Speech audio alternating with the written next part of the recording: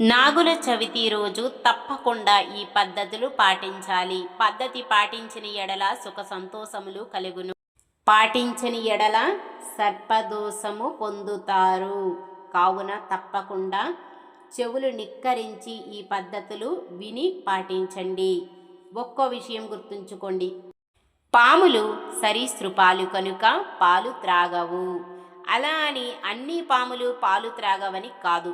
దేవతా సర్పాలు మాత్రమే పాలు తాగుతాయి. మామూలు పాములు పాలు త్రాగితే అరగక కక్కేస్తాయి, మరణిస్తాయి కూడా. దేవత సర్పాలు ఎక్కడ పడితే అక్కడ ఉండవు.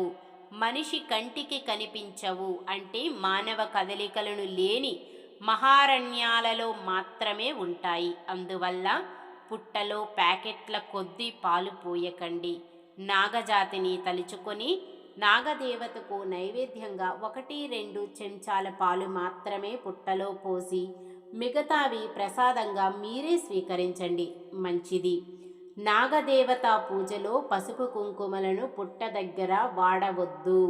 పసుపు అంటే పాములకు అలర్జీ. పసుపు వాటి శరీరానికి అంటుకోవడం వలన కూడా అవి మరణించే అవకాశం ఉంటుంది. పండుగ పూట పాపం చేయకండి. పసుపు కుంకుమలను పుట్ట దగ్గర వాడకండి.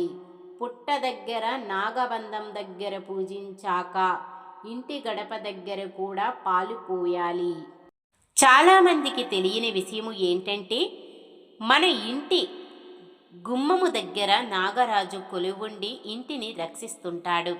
కనుక ఇంటి గడప మీద పాలు పోయండి.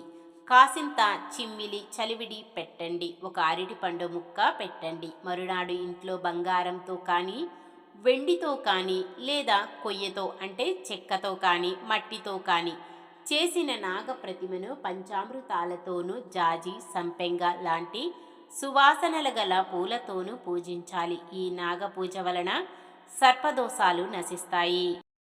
ఆఖరిగా నాగుల చవితి ఎప్పుడు? నాగుల చవితి పూజా ముహూర్తం నాగుల చవితి 25వ తారీఖు శనివారం ఉదయం 7:35 నుండి మధ్యాహ్నం 12:05 వరకు ఉంది. ఈ వీడియో మీకు నచ్చితే లైక్ చేయండి. ఉపయోగపడితే 10 మందికి షేర్ చేయండి. ఇలాంటి మరెన్నో వీడియోస్ కోసం మన ఛానల్ను సబ్స్క్రైబ్ చేసుకోండి. Thanks for watching. ఓం నమః శివాయ. లోకా సమస్త సుఖినో భవంతు.